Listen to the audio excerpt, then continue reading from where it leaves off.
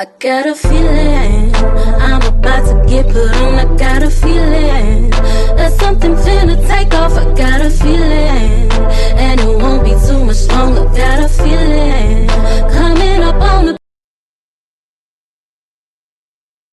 Like we always do about this time, I am Cornbread Capone. This is Unpopular Honesty, the home of brutal honesty and real hip hop music. And today, my special guest is Mr. KO Bandz. What's going on with it, brother? Shit, chilling, bro. On some normal day-to-day shit. You already know what it is. Yeah, man. Well, first question I'm gonna ask is, when did you decide that you were gonna do music and take it serious? Uh, when I was see, like me on some real shit. Like I really got in this music game, and it wasn't because I got in it like because I was trying to follow somebody. You know what I mean? Like my main thing was the uh I'm second cousin to BB King. So, like the main thing that got me into like any of this music shit was from watching my cousin's drummer actually play when I was little. I was like 4 years old when I like really first ran into any of this. You know what I mean? And like I watched his drummer play one day. I was like, dude, that's what I want to do. I want to play drums. You know what I mean? So, I expressed that to him. But then like I ain't seen him for like a minute, I expressed that to him like when I was like I think it was like 3 or some shit that I wanted to play drums. I was always telling my grandma that I wanted to play drums because, I wouldn't watch Michael Jackson, all them shits. And we was watching from the backstage because my grandma knew all of them. She knew all of them. Yeah, I mean, because of, just the bloodline of like her having access to things that like most people didn't have access to. But then, you know, I one day he came and did a show in Wichita, Kansas. But then I didn't even know what the setup was. I didn't know that this was going to even happen. On some real shit, I really didn't know that that was going to happen. But what she did was she had BB go ahead and have him get he bought me a drum set. He literally bought it out of his own money. But I ended up like watching his drummer at a younger age. Like when I think I was like 3.5 when I watched him play. But that's when I told her I really wanted to play drums. You know what I mean? But then okay, so he came back to Wichita, Kansas, and he played again at the Coliseum. But then he ended up presenting me with an actual drum kit. See what I'm saying? Like a literal drum kit. Like it was a little kid drum kit. But he had a little the Texan shit set that little drum kit up on the stage, and he said, "I got something special I gotta say." You know what I mean? My cousin wants to learn how to play the drums, and I'm little. I don't know what the fuck going on, and he's sitting up on the stage talking about me about playing drums and shit, and they said, "Hey, go out there. They got something special for you." I'm sitting there, and I'm little. I remember this shit like it was like yesterday. They got something special for you. I was like, what's that? And I'm talking about my grandma. I'm scared. Like, I don't know what the fuck going on. She said, all you need to do is just go out there and get on that stage. And so I walked out on the stage and I see a little drum kit, and I'm just thinking, that's what I wanted to do. See what I'm saying? So he brings me out there. He puts me on his lap. He said, hey, I heard that you wanted to play drums and all this other shit, And I'm like, yeah, that's what I want to do because, I've been watching his drummer, but I already knew his drummer was sick with it. So, I was like, okay. But, at the time, like I was a very big fan of his drummer. You know what I mean? So he's like, see that little thing right there? I remember you see that right there? I was like, yeah. I said, who is that for? And the whole crowd starts laughing. He said, "That's for you."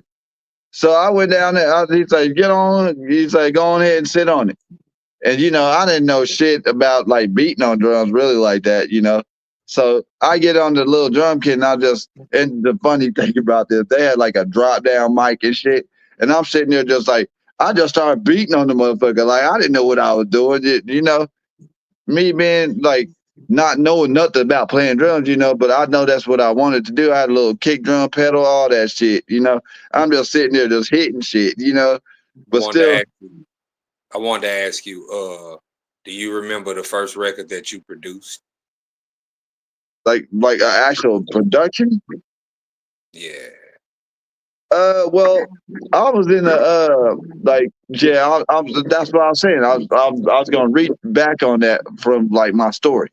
So like me doing all that shit, like that led me into like going into high school, playing in like metal bands and shit. You know what I mean? Like, and that was the first band I ever played with when I was like, I think I was like 14 years old, like when I played with my first metal band, because I grew up like playing like gospel and shit.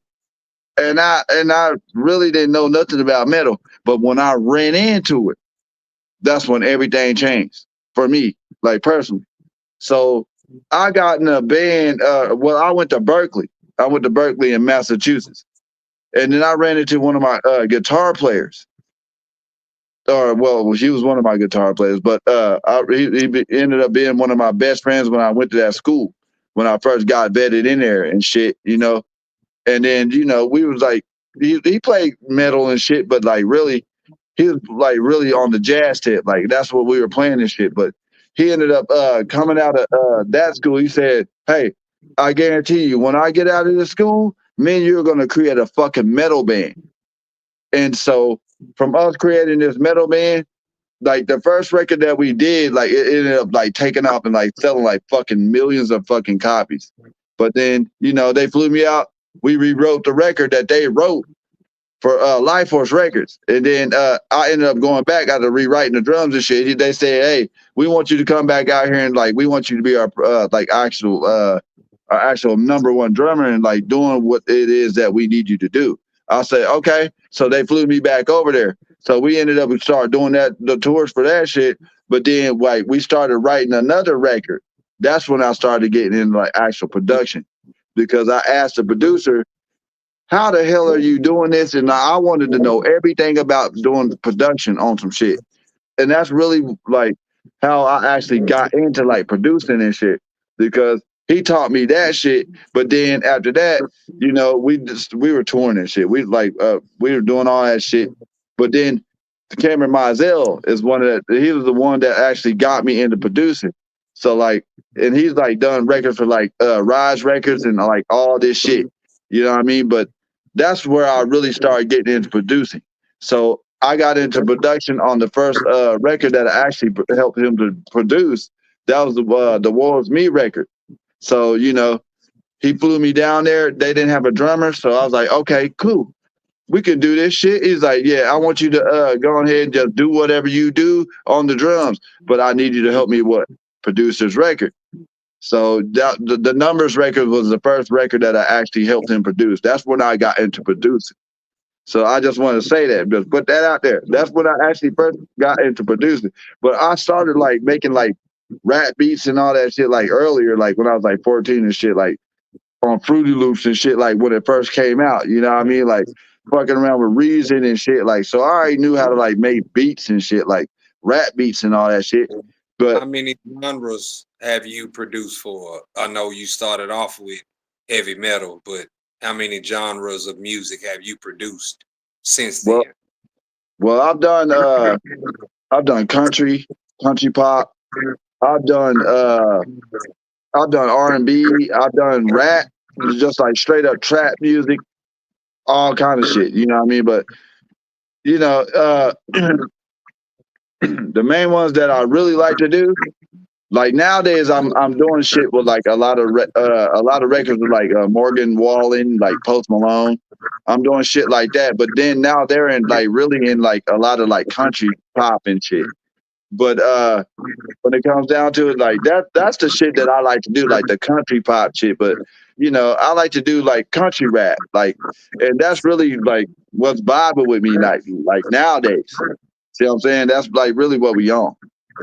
We trying to just have fun, really a lot of fun with it. But it comes down to like all the people telling stories and shit. Like nowadays, these young rappers, they really don't tell no stories. So I would rather just convert over there to the country realm, and I started to get into that shit where people are telling stories and shit, and that shit makes me happy. See what I'm saying? Because when it comes down to rap, like we came up in the old school days, right? Where motherfuckers was like actually telling stories and shit with rap. Like Bone, you had Twister, you got Buster Rhymes, you got the Fat Boys, all of them doing what? They telling stories, right?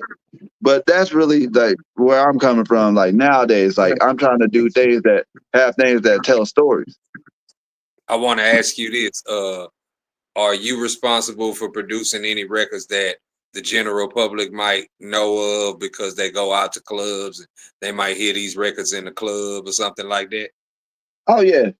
Oh yeah, we responsible for a lot of that shit because I actually team up with a lot of these producers like fucking Turbo. I fuck with Quay. A lot of motherfuckers out here that's doing a lot of shit in the ATL club scene and shit, creating a lot of these records out here. Like Big S the Plug.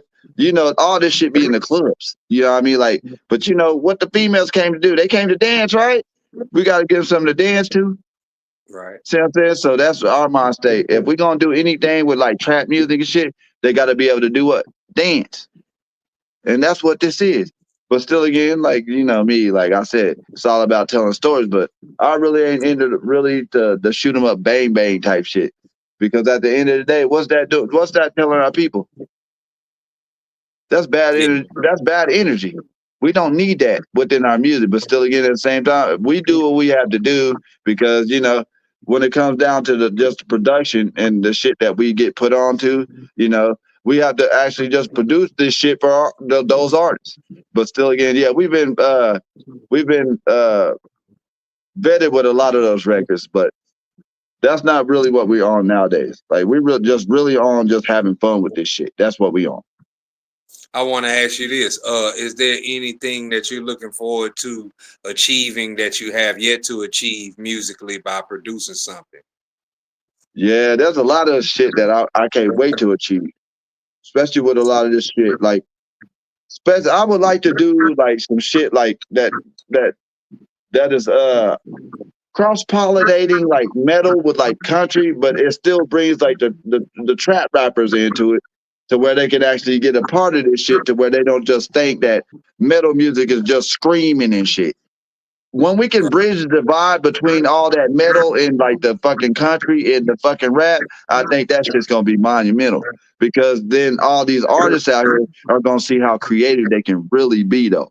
See what I'm saying? I think that's really how that's my avenue. That's what I would like to achieve. See what I'm saying? Bridging the divide between all of them. That's an ill mixture right there because I've never heard. I mean, they've for the last decade or more, they've been cutting rap with just about every other genre of music on planet Earth. Some of it sounds good, some of it don't sound good.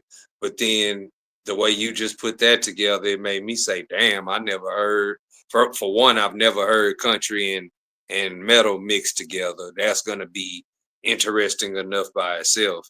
And then you add the rap element to it. Man, that's a different type of mixture right there.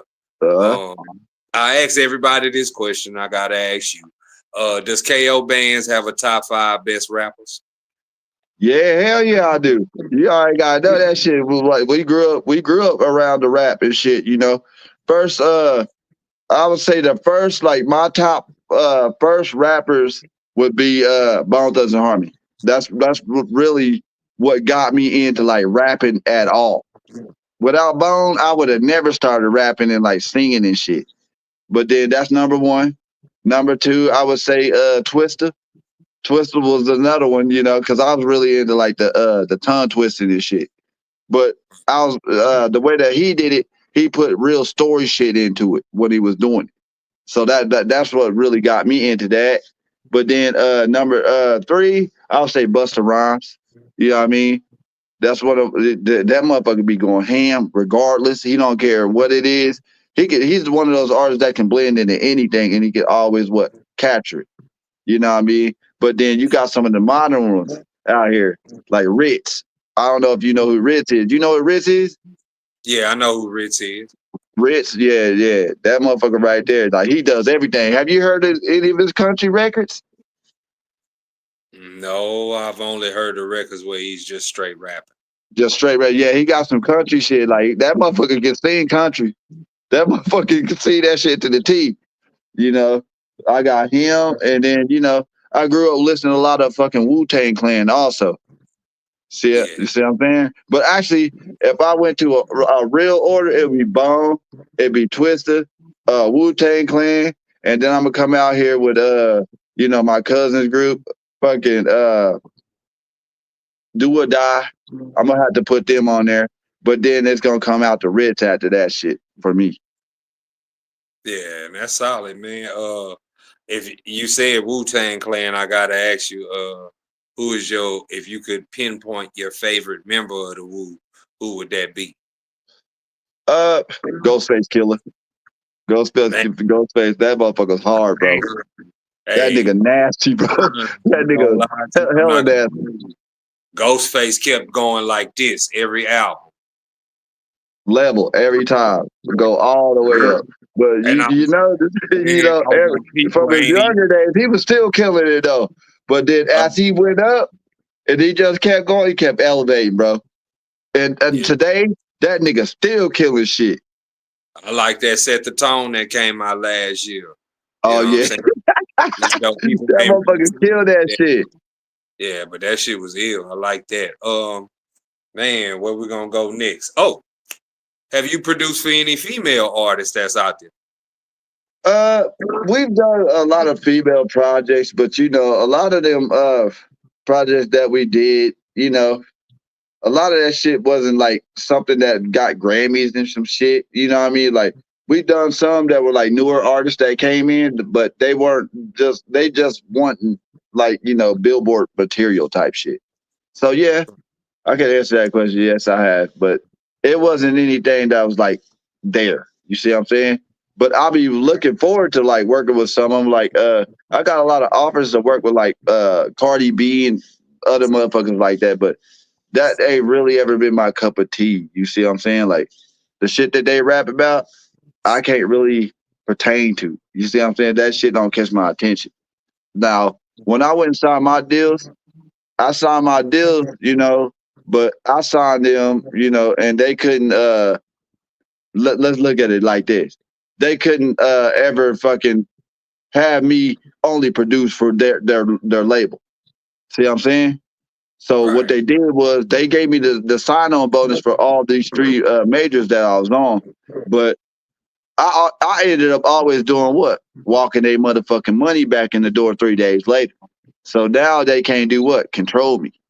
So now they can't tell me what to do. And a lot of people don't know how to do that because we're in the private banking realm. We know how to do that. It's real simple to do it, but that's another interview. Yeah, that's a whole nother interview right there. That's a whole nother interview, bro. Because artists need to hear that because of the actual, it's so many people that's trying to be artists, but they don't understand the logistics of the business. They don't understand how to get paid, when they're supposed to get paid, how much they're supposed to get paid. They don't know, they don't know anything about. I was talking to an artist the other day, and I was telling him, I was like, "You never heard of BMI or ASCAP?" And he said, "No." And I said, "You're around all these artists, and ain't none of them told you about BMI or ASCAP?" He said, "No." And I said, "See, this is the shit that I be talking about. See, they'll tell you how much a Mercedes Benz costs. They'll tell you how much that mansion costs. They'll tell you how much that chain around your neck costs. But they won't tell you the importance of publishing. They won't tell you the importance of ownership of your masters. They won't tell you nothing about registering yourself as a writer or starting your own publishing company. The Uh-huh. importance of that. You know what I'm saying? And that's the part of the game that make me say, you know what I'm saying? Like who, we don't have nobody that's an elder statesman of the culture that's gonna sit these youngsters down and say, hey, you need to be handling your business. They're giving Right. you all this money. You need to be investing and doing the right thing with it. But before we get up out of here, is there anything you would like to say? Anything that you would like to promote? Well, I would like to say to any young artist that's coming in the game, man, you guys need to start really learning like how to read contract law, because that shit right there is gonna save your fucking life. Go get into those books and start reading contract law, because that right there is gonna save you for real, for real. Because like what I did was I came out here and I signed a non-exclusive deal with all three majors that I went. But still, again, at the same time, a lot of people don't know nothing about contract law. So when we seen them labels come, these labels coming at us, they said the contract. Me and the attorney, we sit down, we seen everything that they was trying to do, but we was like, okay, so you trying to do exclusives, but nah, we turned all three of those into non-exclusive, to where we can do what? Walk their money back in the door. Now they ain't got no power over us. See what I'm saying? It's about the power to them. If you go get a loan from a bank, you got to realize one thing about a bank. A bank ain't never going. They cannot loan you no motherfucking money. You can go look it up your damn self. 12 USC 83. No bank can give you a loan out of their own private stock. See what I'm saying? So where the fuck did that loan come from? But it's still the same thing with the fucking bank, or not the bank, but the fucking the label. They trying to act like they gave you something, right? But it's the same thing for the fucking the label. So what we do, we set those labels down. That's what we do. We don't collect anything from them. We just walk their money back in the door and we tell them fuck off. We're gonna do what we want to do, but yeah, we'll be a part of your label. But there's nothing you can do to what? Control us. See, this is what people need to be doing out here. They just need to run into people that actually know a little bit of something about banking. And if you don't know anything about banking, just go find you a private banker out here that knows something about banking, and have him sit down with you when you get a contract, because they know how to do what? Run through the contract with you and look at it just like a lawyer would. You see what I'm saying? Because at the end of the day, everything is banking. That's what this is. It's the banking. But so I would enthuse any artist out here that's trying to come out here and do anything with like any label or any of that shit, to actually go out here and start reading contract law. Start going to figure out what the fuck the legalese is that they put in these contracts. Y'all got to realize what they saying to you in there, because the words that you think that they're using out here is not the words that is really what they saying. You guys think they're coming from the Webster dictionary like you were taught from the high school. That's not what the fuck they doing. These motherfuckers is going through Anderson's dictionary. They're coming out here with Black's Law dictionary, all that type of shit. You see what I'm saying? But that's the language that they're putting in these contracts that gets you caught up in what? Court. It gets you caught up in the label contract. It gets you caught up in your everyday bills that you deal with. Have you read any of these contracts out here when it comes to your phone bill? Any of that shit, or your gas, your light, your water, all that shit. This is what we learn to keep us what? Safe, to where we ain't got to deal with the fuckery. See what I'm saying? Everything is fuckery out here. So as long as you know how to deal and look at the damn contract right, then you always gonna be able to what? Go pull a Q-sip on them. As soon as they fucking take whatever contract that they came up with and they securitize that contract, which that's the whole another interview. But as soon as they take that contract, they securitize that motherfucker. We got the Q-sip. So what can we do? We can just put a suit on their motherfucking ass in the federal court of what? The Article 3 court. And we can do what? Sue them, and we can do what? Take all that money and do what? Put it into our career. Come on. Let's be smart about this shit. That's what this is. It's about being smart. A lot of people ain't gonna come in here and tell you how to be smart about the fucking moves you make. People get took every day on these contracts, and we see it all the fucking time. And this is why I was able to go into Warner, Universal, and Sony and do what? Hand them their contract back, say, you fucked, okay, cool. Now you owe me, motherfucker. I don't owe you shit. We took a fucking exclusive contract for each and every one of them and turned it into a what? Non-exclusive. Now you owe me. I ain't got to do shit. And now when you slide something on my desk that I like, then I might just do that project. See what I'm saying? This the shit we doing. That's game right there, man. I just want to tell you, man, that I appreciate you for taking time out to speak to me. I appreciate you for the Always, story, bro. giving the game, and giving knowledge and information and news that people can use, because it is greatly appreciated and is much needed in these times when it seems like ignorance is bliss and people don't know what to do with the correct type of information. So thank you once Mhm. again. On behalf of Mr. KO Bandz and the good people at One Man Records, I am Cornbread Capone. This is Unpopular Honesty, the home of brutal honesty and real hip hop music. And until next time, everybody, peace and love, because that's what the world need in a major God. peace and love, man. Yes, sir.